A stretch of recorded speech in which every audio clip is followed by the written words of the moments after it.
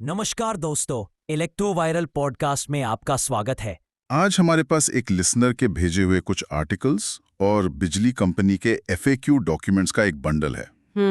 और उनका सवाल वही है जो आजकल हर दूसरे घर में गूंज रहा है जहां भी ये नया प्रीपेड स्मार्ट मीटर लगा है कि बैलेंस कहाँ जा रहा है। हाँ, मेरा बैलेंस इतनी जल्दी जीरो क्यों हो जाता है?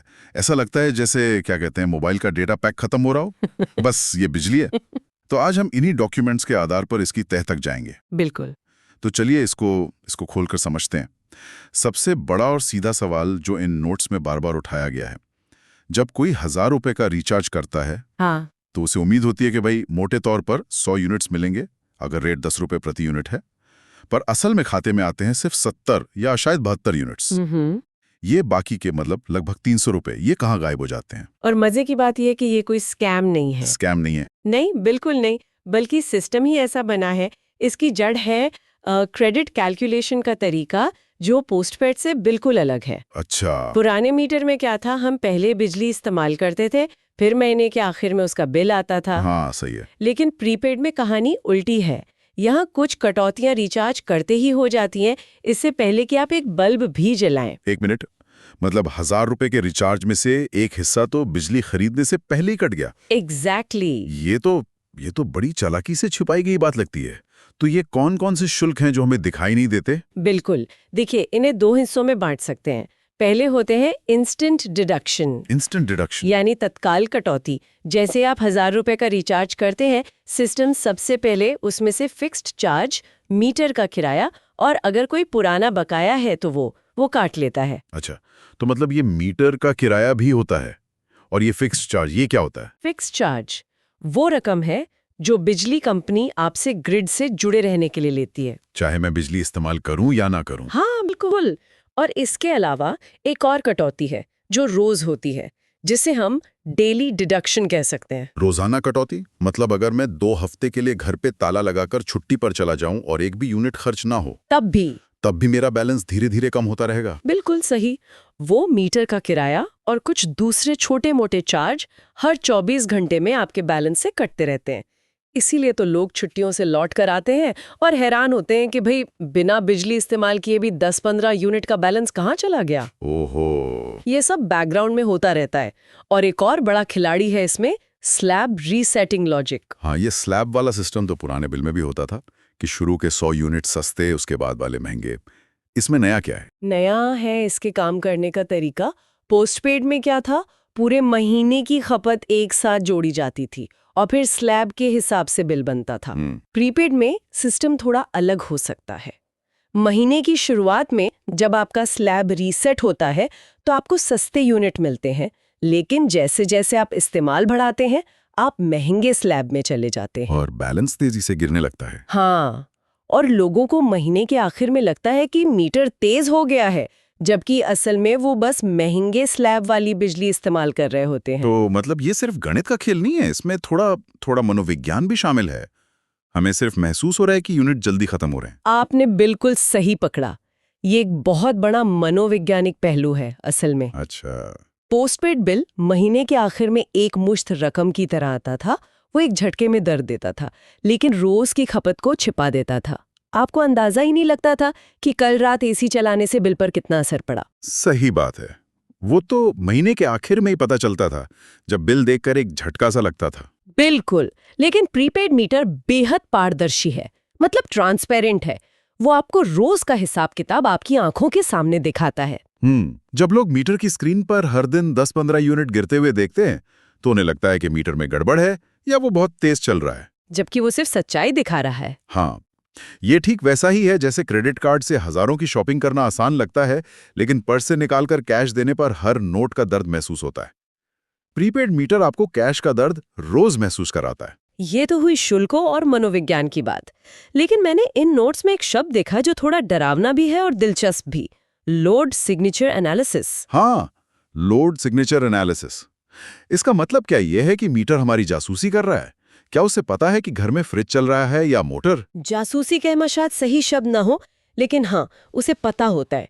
यही तो इन मीटरों को स्मार्ट बनाता है। ओके। हर बिजली का उपकरण, चाहे वो फ्रिज हो, पानी की मोटर हो या एसी, जब वो चलता है तो बिजली खींचने का एक खास पैटर्न बनाता है, एक तरह का इलेक्ट्रिकल फिंगरप्रिंट। फिंगरप्रिंट। हाँ, या सिग्नेचर कह लीजिए। स्मार्ट मीटर इन सिग्नेचर्स को पढ़ सकता है और पहचान सकता है कि कौन सा उपकरण चल रहा है। कमाल है, पर इससे मेरे बैलेंस पर कैसे असर पड़ता है? मीटर को क्या फर्क पड़ता है कि बिजली फ्रिज इस्तेमाल कर रहा है या टीवी? फर्क पड़ता है उपकरण के शुरू होने के तरीके से, खासकर जो भारी उपकरण होते हैं, जैसे मोटर या एसी। जब आप उसका स्विच ऑन करते हैं तो वो चालू होने के लिए पहले 1-2 सेकंड में अपनी सामान्य क्षमता से 5 से 10 गुना ज्यादा बिजली का झटका खींचता है। इसे कहते हैं इनर्श करंट। Inertia current. इसे थोड़ा और आसान भाषा में समझाएंगी? जरूर। इसे ऐसे समझिए जैसे किसी रुकी हुई गाड़ी को धक्का देने में सबसे ज्यादा जोर पहली बार लगता है। हाँ, एक बार पहिया घूम जाए तो जोर कम हो जाता है। बिल्कुल, यही इनर्शिया करंट है। मोटर या एसी को स्टार्ट करने के लिए वो जो पहला धक्का लगता है, उसमें बहुत ज्यादा बिजली एक साथ खिंच जाती है। और स्मार्ट मीटर उस हर धक्के को गिनता है? बहुत सटीकता से। पुराने मीटर शायद इस छोटे से स्पाइक को, मतलब इस उछाल को नजरअंदाज कर देते थे, लेकिन स्मार्ट मीटर हर चीज का हिसाब रखता है। तो क्या इसका मतलब ये है कि अगर मैं कोई पुराना घटिया क्वालिटी का पानी का मोटर इस्तेमाल कर रहा हूँ, हाँ जिसे चालू करने में घर की लाइटें भी डिम हो जाती हैं, हाँ, कई घरों में होता है। तो मीटर उसे पहचान लेगा और मेरा बैलेंस ज्यादा तेजी से काटेगा। बिल्कुल, जितनी बार आप उस मोटर को चालू और बंद करेंगे, उतनी बार वो इनर्शिया करंट का बड़ा सा स्पाइक बनाएगा और आपके यूनिट्स तेजी से खत्म होंगे।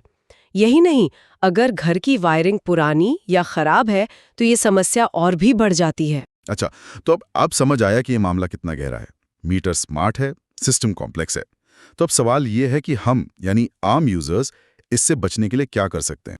क्या हम भी स्मार्ट बनकर अपनी यूनिट्स बचा सकते हैं? बिल्कुल, और अच्छी बात यह है कि इसके लिए कोई महंगे उपकरण लगाने की जरूरत नहीं है।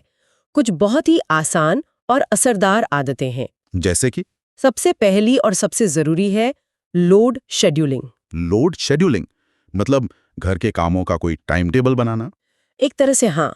इसका सीधा मतलब है कि एक साथ कई भारी उपकरण न चलाएं। ओके। जैसे सुबह के समय जब पानी की मोटर चल रही हो, उसी समय गीजर और कपड़े प्रेस करने वाली आयरन मतलब प्रेस चलाने से बचें। अच्छा। जब आप ऐसा करते हैं तो मीटर पर अचानक बहुत ज्यादा लोड पड़ता है और बिजली की खपत बढ़ जाती है।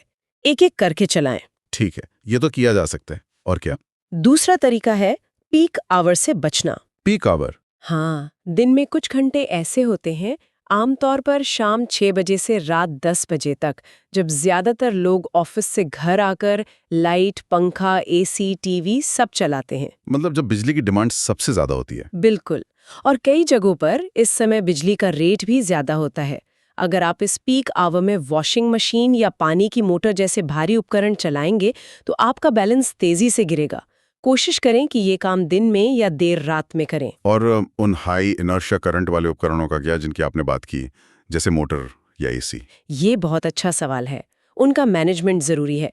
एयर कंडीशनर को बार बार चालू बंद करने की बजाय उसे एक तय तापमान पर सेट करके छोड़ दें। अच्छा। हर बार जब कंप्रेसर स्टार्ट होता है, वो इनर्श करंट का स्पाइक पैदा करता है। यही बात पानी की मोटर पर भी लागू होती है।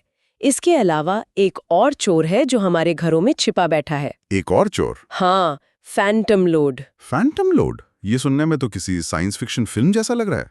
कोई भूत है क्या जो बिजली खाता है? हाँ, आप कह सकती हैं। ये असल में वो बिजली है जो आपके उपकरण बंद होने के बाद भी खाते रहते हैं। बंद होने के बाद भी?